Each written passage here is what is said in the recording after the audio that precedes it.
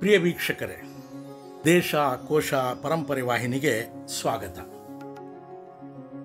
ವೀಕ್ಷಕರೇ, ಇಂದಿನ ಸಂಚಿಕೆಯಲ್ಲಿ ಮೈಸೂರು ದಸರಾದೊಂದಿಗೆ ನೇರವಾಗಿ ಸಂಬಂಧ ಪಡೆದುಕೊಂಡಿರುವ ಬೆಂಗಳೂರು ದಸರಾ ಬಗ್ಗೆ ತಿಳಿದುಕೊಳ್ಳೋಣ.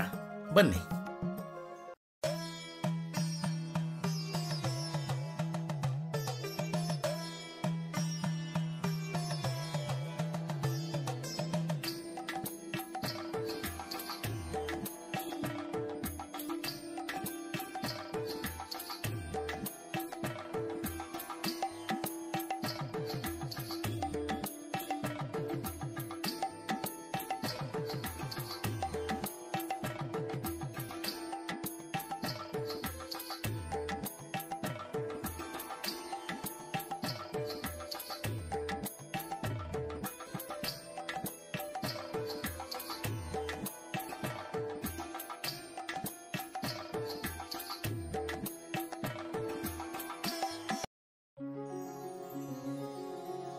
ದಸರಾ ಎಂದರೆ ಮೈಸೂರು ದಸರಾ.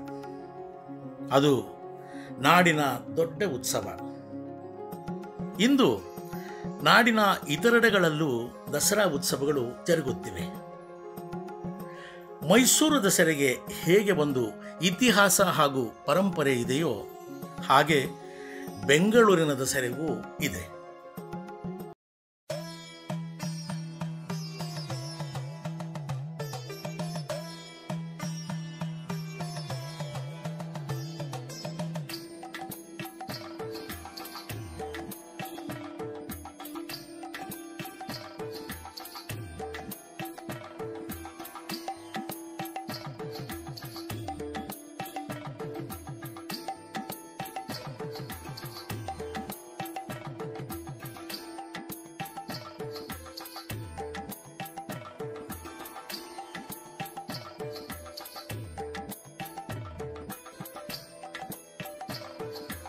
ಬೆಂಗಳೂರಿನ ದಸರಾ ಅಂದರೆ ಅದು ಜೆಸಿ ನಗರದ ದಸರಾ, ಜಯಚಾಮರಾಜೇಂದ್ರ ನಗರದ ದಸರಾ.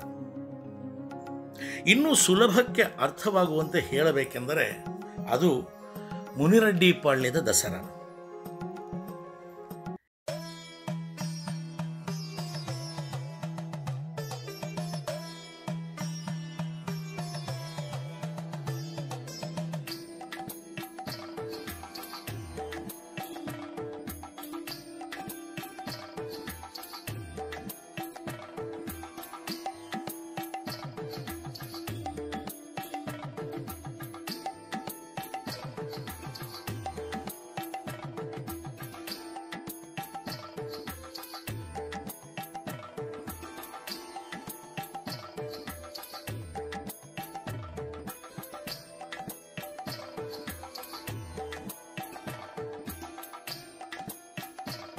ಇಲ್ಲಿನ ದಸರಾ ಮೈಸೂರು ದಸರಾದೊಂದಿಗೆ ನೇರ ನಂಟು ಪಡೆದುಕೊಂಡಿದೆ. 100ಕ್ಕೂ ಹೆಚ್ಚು ವರ್ಷಗಳ ಇತಿಹಾಸ ಪರಂಪರೆ ಇದಕ್ಕಿದೆ.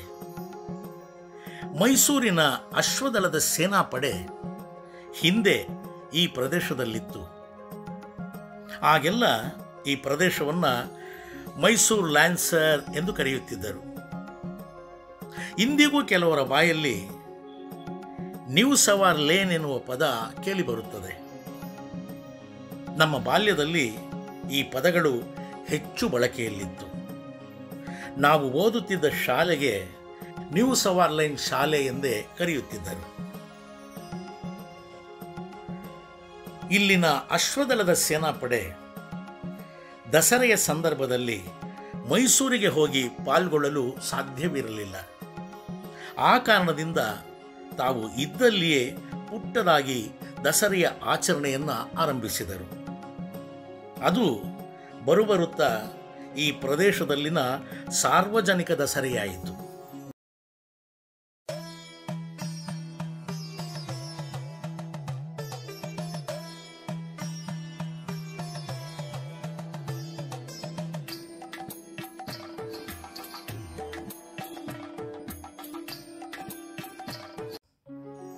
ಅಂದಿನ ಮುನಿರೆಡ್ಡಿಪಾಳ್ಯದ ಸುತ್ತಮುತ್ತಲಿನ ಪ್ರದೇಶದ ಅನೇಕ ದೇವಾಲಯಗಳ ದೇವರುಗಳ ಮೆರವಣಿಗೆ ಇಲ್ಲಿ ಬಂದು ಸೇರುತ್ತಿತ್ತು.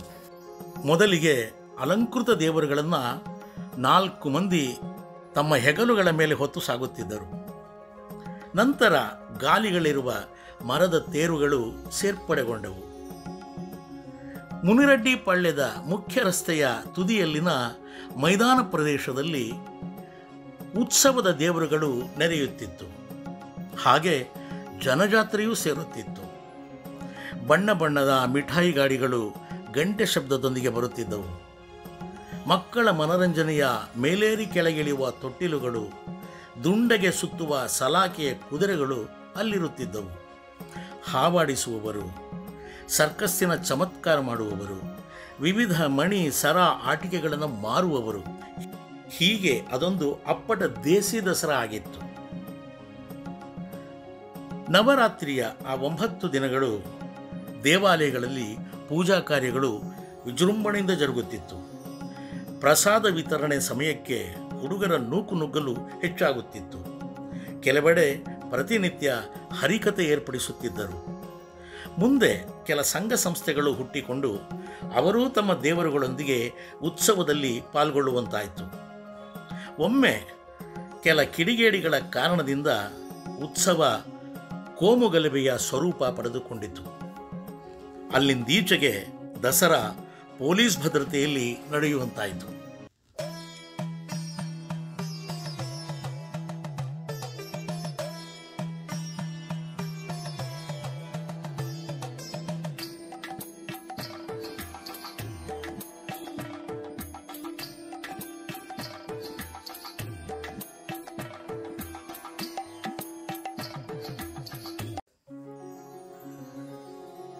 ಮುಂದೆ ನವರಾತ್ರಿಯ ಕಾರ್ಯಕ್ರಮಗಳು ರಾಜಕಾರಣಿಗಳ ಆಶ್ರಯದಲ್ಲಿ ಬೇರೊಂದು ರೂಪ ಪಡೆದುಕೊಂಡಿತು.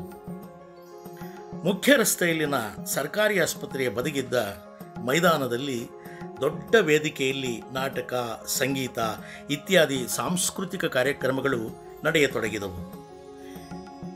ವೇದಿಕೆಯ ಎರಡೂ ಬದಿಯಲ್ಲಿ ವಿವಿಧ ದೇವರುಗಳ ಪ್ರತಿಷ್ಠಾಪನೆ ಮಾಡುತ್ತಿದ್ದರು. ಹಾಗೆ ಪ್ರತಿನಿತ್ಯ ಜನ ಅಲ್ಲಿ ಸಾಗರದಂತೆ ನೆರೆಯುತ್ತಿತ್ತು. ವಿಜಯದಶಮಿಯ ಮೆರವಣಿಗೆಯಲ್ಲಿ ಪಾಲ್ಗೊಳ್ಳುವ ದೇವರುಗಳ ಸಂಖ್ಯೆಯೂ ಹೆಚ್ಚಾಯಿತು. ದಸರೆಯ ಮೆರಗು ಹೆಚ್ಚಾಗಿ ಮತ್ತಷ್ಟು ವಿಜೃಂಭಣೆ ಪಡೆದುಕೊಂಡಿತು. ದಸರೆಯ ಮೆರವಣಿಗೆ ಬೆಳಗಿನ ಜಾವದವರೆಗೂ ನಡೆಯುವಂತಾಯಿತು.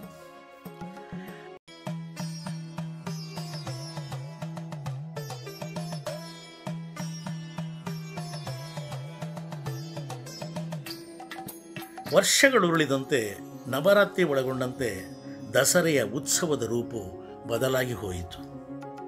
ಮುನಿರಡ್ಡಿ ಪಾಳ್ಯದ ಬಹುದೊಡ್ಡ ಬಯಲು ಪ್ರದೇಶ, ದಸರಾ ಮೈದಾನವೆಂದೇ ಕರೆಸಿಕೊಳ್ಳುತ್ತಿದ್ದ ಪ್ರದೇಶ, ನಾವೆಲ್ಲ ಆಡಿ ಬೆಳೆದ ಆಟದ ಮೈದಾನ ಎಲ್ಲವೂ ಸಂಪೂರ್ಣವಾಗಿ ಮಾಯವಾಗಿ ಬಿಟ್ಟಿತು. ಮೊದಲಿಗೆ ಒಂದು ಬದಿಗೆ ಬೆಂಗಳೂರು ದೂರದರ್ಶನದ ಕಟ್ಟಡಗಳು ಮೇಲೆದ್ದವು.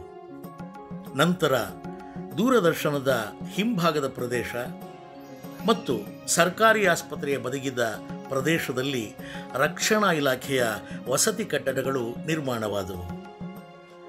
ರಸ್ತೆಯ ಮತ್ತೊಂದು ಬದಿಗಿದ್ದ ಖಾಲಿ ಪ್ರದೇಶವು ರಕ್ಷಣಾ ಇಲಾಖೆಯ ಬೇಲಿಯೊಳಗೆ ಸೇರಿಕೊಂಡಿತು. ಅಲ್ಲಿಗೆ ಬರೀ ದಸರೆಯ ಮೈದಾನವಷ್ಟೇ ಅಲ್ಲದೆ ಹಲವಾರು ದಶಕಗಳಿಂದ ಚಿನ್ನಿದಾಂಡು, ಕಬಡ್ಡಿ, ಕ್ರಿಕೆಟ್ಟು, ಫುಟ್ಬಾಲ್, ಬ್ಯಾಡ್ಮಿಂಟನ್ ಆಡುತ್ತಿದ್ದ ಯುವಕರಿಗೆ ಆಟವಾಡಲು ಕಿಂಚಿತ್ತೂ ಬಯಲು ಇಲ್ಲವಾಗಿತ್ತು. ಇಲ್ಲೇ ರಾಜ್ಯೋತ್ಸವ ಮತ್ತು ಹೋಳಿ ಹಬ್ಬದ 3 ದಿನದ ಸಾಂಸ್ಕೃತಿಕ ಕಾರ್ಯಕ್ರಮಗಳು ನಡೆಯುತ್ತಿದ್ದವು. ನವರಾತ್ರಿ ಕಾರ್ಯಕ್ರಮಗಳಿಗೆ ಈಗ ಉಳಿದಿರುವುದು ಸರ್ಕಾರಿ ಶಾಲೆಗಳ ಆವರಣದೊಳಗಿನ ತುಣುಕು ಭೂಮಿ ಮಾತ್ರ. ಅದು ಕೂಡ ರಕ್ಷಣಾ ಇಲಾಖೆಯ ಸುಪರ್ದಿಯಲ್ಲಿದೆ. ಅಲ್ಲಿನ ಶಾಲೆಗಳ ಪರಿಸ್ಥಿತಿಯೂ ಅದೇ ಆಗಿದೆ. ಅಷ್ಟೇ ಜಾಗದಲ್ಲಿ ಈಗ ಕಾರ್ಯಕ್ರಮಗಳ ವೇದಿಕೆ, ನಾನಾ ರೀತಿಯ ವ್ಯಾಪಾರಸ್ಥರು, ಮೋಜಿನಾಟದ ದೊಡ್ಡ ಗಾತ್ರದ ಯಾಂತ್ರಿಕ ಆಟಿಕೆಗಳು, ಹೀಗೆ ಎಲ್ಲವೂ ಸೇರಿಕೊಂಡು ಒಂದು ಕಿಷ್ಕಿಂದೆಯೇ ಅಲ್ಲಿ ಇನ್ನು ವಿಜಯದಶಮಿಯ ಮೆರವಣಿಗೆ ಬಂದು ಕೂಡುವುದು ಟಾರು ರಸ್ತೆಗಷ್ಟೇ ಸೀಮಿತವಾಗಿದೆ. ಆದರೂ ದಸರೆಯಲ್ಲಿ ಪಾಲ್ಗೊಳ್ಳುವ ರಥ, ತೇರು, ಪಲ್ಲಕ್ಕಿಗಳು ಸ್ಪರ್ಧಾತ್ಮಕ ರೀತಿಯಲ್ಲಿ ಅಲಂಕರಣಗೊಂಡು ವಿಜೃಂಭಿಸುತ್ತವೆ. ಸುತ್ತಮುತ್ತಲಿನ ಪ್ರದೇಶಗಳಿಂದ ಬಂದು ಸೇರುವ ಜನಜಂಗುಳಿಯ ಉತ್ಸಾಹ ಹೇಳತೀರದು. ಕುಣಿದು ಕುಪ್ಪಳಿಸುತ್ತಾ ಆನಂದ ಪಡುತ್ತಾರೆ. ಮುಖ್ಯ ರಸ್ತೆಯಲ್ಲಿ ಸಾಗುವ ಮೆರವಣಿಗೆ ತುದಿ ತಲುಪುವಷ್ಟರಲ್ಲಿ ಬೆಳಕು ಹರಿದಿರುತ್ತದೆ. ವೀಕ್ಷಕರೇ, ಸಂಚಿಕೆಯ ಪೂರ್ಣ ವೀಕ್ಷಣೆಗೆ ಧನ್ಯವಾದಗಳು. ಎಂದಿನ ಹಾಗೆ ನಮ್ಮ ವಿನಂತಿ, ಲೈಕ್ ಮಾಡಿ, ಶೇರ್ ಮಾಡಿ. ಸಬ್ಸ್ಕ್ರೈಬ್ ಮಾಡಿರದಿದ್ದಲ್ಲಿ ದಯಮಾಡಿ ಸಬ್ಸ್ಕ್ರೈಬ್ ಮಾಡಿ. ಮತ್ತೆ ನಿಮ್ಮ ಭೇಟಿ ಮುಂದಿನ ಸಂಚಿಕೆಯಲ್ಲಿ. ನಮಸ್ಕಾರ.